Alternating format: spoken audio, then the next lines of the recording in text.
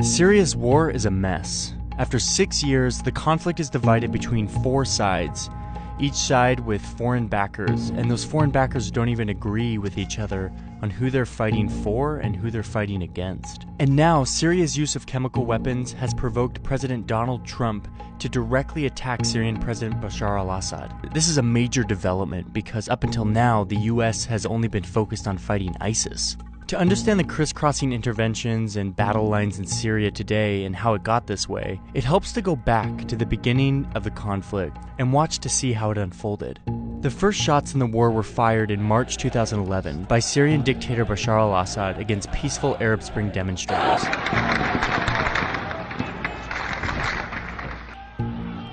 In July, the protesters start shooting back, and some Syrian troops even defect from the Syrian army to join them. They call themselves the Free Syrian Army, and the uprising becomes a civil war. Extremists from around the region and the world start traveling to Syria to join the rebels. Now, Assad actually encourages this by releasing jihadist prisoners to tinge the rebellion with extremism and make it harder for foreign backers to support them. In January 2012, Al-Qaeda forms a new branch in Syria, Jabhat al-Nusra.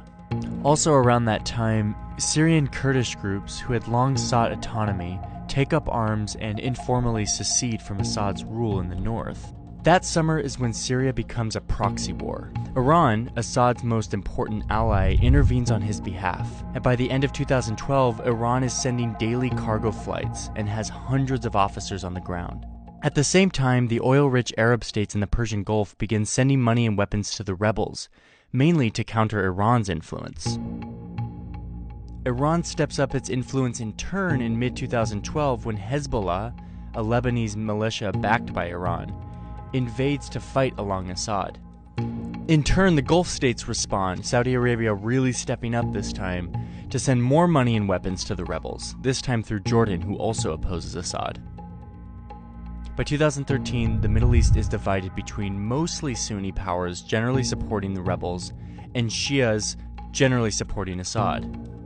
That April, the Obama administration, horrified by Assad's atrocities and the mounting death toll, signs a secret order authorizing the CIA to train and equip Syrian rebels. But the program stalls. At the same time, the US quietly urges Arab Gulf states to stop funding extremists, but their requests basically go ignored.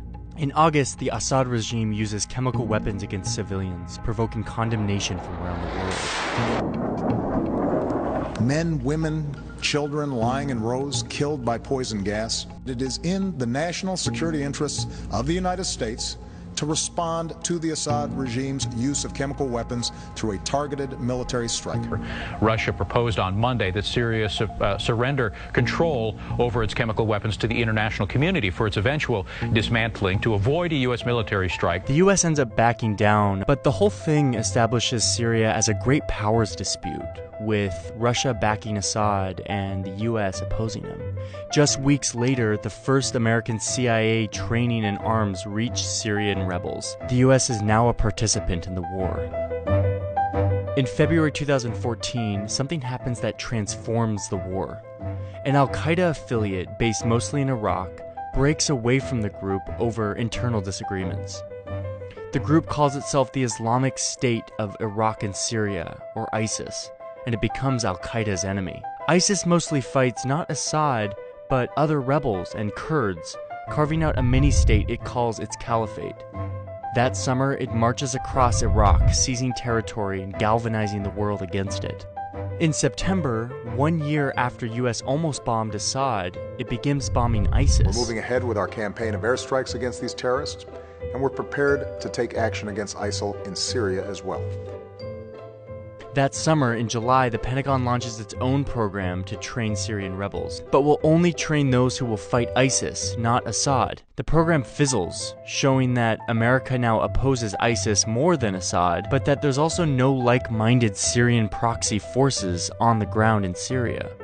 In August, Turkey starts bombing Kurdish groups in Iraq and in Turkey, even as these Kurdish groups are fighting ISIS in Syria. But Turkey doesn't bomb ISIS. This gets to one of the big problems in this conflict. The US sees ISIS as its main enemy, but the US's allies like Turkey and a lot of Middle Eastern states have other priorities. This makes for a lot of unclear and confusing alliances. The next month, in September, Russia intervenes on behalf of Assad, sending a few dozen military aircraft to a long-held Russian base in the country. Russia says it's there to bomb ISIS, but in fact only ends up bombing anti-Assad rebels, including some backed by the US.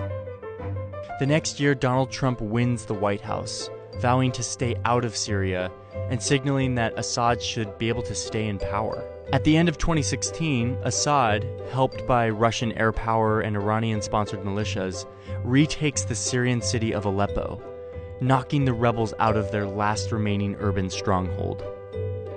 Then, in spring 2017, Assad once again uses chemical weapons against his people, killing 85, including 20 children. Back in the US, Trump says his attitude towards Syria and Assad has, quote, changed very much due to the attacks. He vows to respond, and within just a few days, the White House launches dozens of Tomahawk missiles that strike an airbase in Syria. This is the first time the United States has directly attacked the Assad regime, and this adds yet another crisscrossing complication to the already multi-dimensional civil war. So as it stands now, Syria is in ruins. Even as Assad recaptures land, the rebellion perseveres, and with outside countries fueling each of the groups, it's clear that there's still no end in sight.